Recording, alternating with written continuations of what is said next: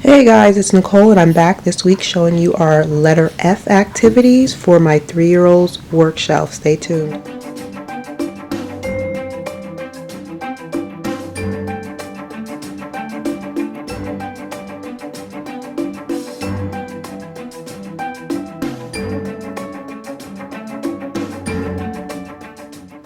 Okay, so as you can see, we're doing the letter F this week. F is for fall and feelings. We're doing a emotions unit with my kids this week, and I'm incorporating feelings into the letter F. So here are a few of the activities that we are doing. So here are some of the books that I got for the library for the feelings unit, and I have quite a few of these, and these are the ones we're going to do for the next couple of days.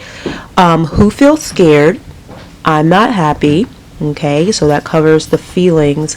And then for the fall, I have fall harvests and counting on fall. So we're going to read these books during this week to tie in our feelings and fall theme. And as always, we have the daily learning notebook, and I just updated it this week.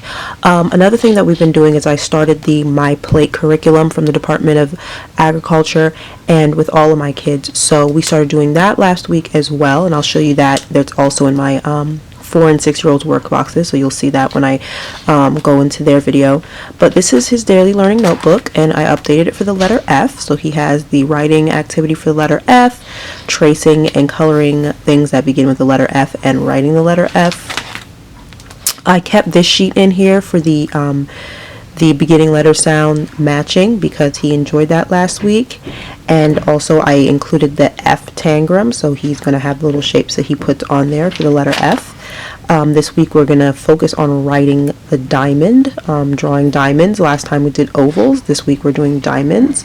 And then, of course, the number 6, practicing writing the number 6, because we're on the number 6 specifically this week for our focus. And also writing and quantifying one-to-one correspondence within a tens frame and independently with the number 6. And we'll be using little fall activity pieces for that, and then of course some more handwriting practice, and of course name writing practice as well. So for sensorial, I tried to combine the feelings with the sensorial. So I used the red lentils, which are actually orange and look fall-like. And I decided to just go ahead and keep that. But what I did this week is I added these little guys, and if you saw my previous pre-K through 2nd grade printables, you saw this. These are the little feelings guys, and what I did was I cut them out and laminated them, reinforced them with cardstock, and I put the emotion on the back. So she is, I don't know if you can see it, but she's surprised. Okay, so each one of these guys has the emotion on the back of them. She's surprised.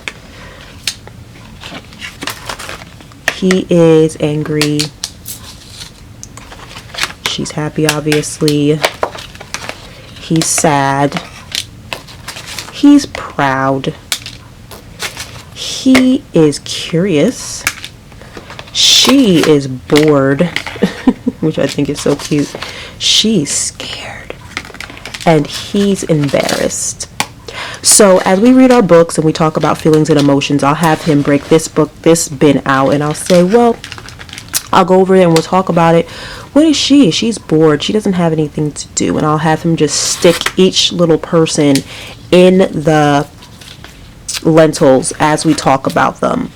And as the week goes on, he'll get to a point where, okay, well, what's he? And he'll be able to identify, oh, he is mad. And he'll stick him in here. So on and so forth. What is she? She's happy. And I just think it's cute because now he has like a little garden of emotion people. And it's also a sensorial activity as well, because I'm sure when he's done, he's going to want to play in the sand.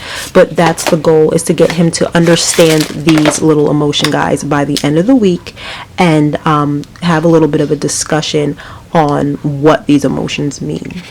So this tray is a simple cutting activity. All I did was trace some leaves on some construction paper and provided him with scissors. And what he's going to do is I'm going to have him cut them out in number order. So just practicing his counting, his number recognition skills, ordering numbers, and just cutting. So I'll just say, okay, well, can you cut out where is the number 1 leaf, and he'll point it out, and I'll say, oh, cut it out. So we'll take our time and cut out the leaf to the best of his ability. He's been getting, I've been trying to incorporate cutting practice in pretty much every week, because for me, that's more of a practical life activity for a 3-year-old. And that's something I really want to focus on right now, is getting him cutting and pasting and stuff like that. All the other practical lives, like folding and pouring, and he does things around the house, so I feel like he kind of gets those kinds of practical life activities, but I really want to incorporate the kind that are, things that he's going to be learning at this age. If he was in school, he'd be learning how to cut and paste and put things together. So he'll take his time to the best of his ability and cut them out. It's not about perfection. It's really just about getting him to work around the shape, and he will cut them out in sequential order. And here is another counting activity that I have these foam stickers that I recently purchased at Target, a big container of them. And he loves stickers, and this is a fine motor skill as well as a counting skill. I like to incorporate multiple skills within activities, because again, I don't really have enough space to have sensorial and fine motor and all these different things. So I try to incorporate them together. So with this, he will get one object, and he'll take the back off of it, stick it there. He'll get 2 objects. And these are all fall related objects, like acorns and different kinds of leaves, and he'll put 2, 3, so on and so forth, so all the way till he gets to the number 8. And again, fine motor skills practice as well as one-to-one correspondence. Continuing on with our fall theme, I have a candy corn counting activity, which I know he's going to love, because at the end he gets to eat these. So I have 10 candy corns, and that's all he's getting is 10 candy corns, and these are the numbers 1 through 10 here. And this is such a cute printable. I got this from Life Overseas. Go ahead and check her out. She shares free resources weekly, and this is one of her free resources this week. So this is the candy corn counting cards. I've laminated them, and pretty much he'll start with 1, and then he'll put his 1 candy corn.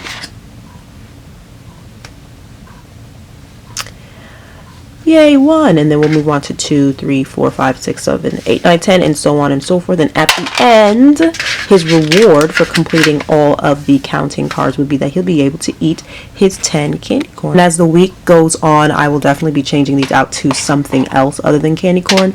But today, we're just actually doing the candy corn. And there's other little things you can use. I know they have probably like candy corn shaped erasers, or because it's fall, you can use orange gems that you might find at the Dollar Tree, or a variety of fall themed items to match up to the candy corn. Talking about feelings again, this is another sensorial related activity with Play-Doh. He loves Play-Doh. I use Play-Doh often because it's easy to find and easy to use. And so what he will do is make faces on here. So I'll say, what does a happy face look like? And we'll have a discussion on what a happy face looks like after we've read our books. And then he will roll out a smiley face. Ask him what a sad face looks like. He'll do a sad face, a frown, if an angry face. So with the Play-Doh, he's going to create the emotion that I call out, and I think that's going to be so much fun for us. I'm sure you recognize this activity from last week. This is the rhyming cards. He didn't really get to play around with them too much last time, and again, this is a skill that he is developing and learning. So if he hasn't mastered it, I'm not going to take it off the shelf. That's just how I feel. Themes can change, things of that nature, but I really want my child to master the concepts that are on the shelf instead of just switching them out just because it's fun. That's just the way I operate. So we're going to continue on with the rhyming cards, and I added a phonics phone to it. Hopefully that'll help him be able to catch the ending sounds of these words. So pretty much I'll have him put the phonics phone up to his face, and I'll say draw. What rhymes with draw? Say draw, draw. And he'll talk into the phonics phone. Does dog rhyme with draw? Say dog, dog, draw, draw. Does saw rhyme with draw? Say saw, saw. draw, draw. And I'm hoping that he'll be able to hear himself saying it, and it will cue him in on to what is the appropriate word that he's supposed to be covering up. So we're continuing on with this activity this week. So in keeping with being resourceful, I don't know if you recognize these from last week when I had the section tray and I had him matching the uppercase and lowercase stones with these. I'm going to use these again, but this time he's going to be creating the letters. So I have letters A through F here, and then I'm going to use our handwriting without chairs wooden letter pieces, and I have letters, the pieces that I would need to do letters A through F. So what I would do is just remove these to the side and then have him, make the letter A with the sticks. Good job. Okay, now switch it out. Now let's make the letter B. So on and so forth until we get to the letter F. And this is great just so he can practice the formation of the letters, and it also helps in terms of writing the letters as well. And the last tray is this very simple DIY kind of last minute activity. I'm like, okay, well, what can I do, because I really want to keep continuing on with the uppercase and lowercase letter recognition. He's getting it, but there's just quite a few that he doesn't connect that's the lowercase to a particular uppercase letter. So what we're gonna do is this. Pretty much what I did is I kind of made a tree out of construction paper and glued it onto this black paper here, and I have the leaves here. I wrote, these are the same little sponge stickers. I wrote the alphabet on each one of them, uppercase, and then on the branches of the trees I put the lowercase. And what he will do is he'll see A, find the uppercase A, and so he'll search and he'll find the uppercase A, and he will peel the back off of it and stick it right on top of where the A is. And then we have B, so on and so forth, and he'll just do the same thing. He'll take the back off of it and stick it as closely as possible to that branch, and then we'll go on to C, D, E, F, and so on and so forth until we get to Z. And at the end he will have a tree full of beautiful leaves. So I hope you enjoyed the activities for this week's my 3-year-old's work shelf activities for the letter F. F is for fall and F is for feelings. If you have any questions or comments or would like links to resources, definitely drop a comment in the description box. Okay guys, bye.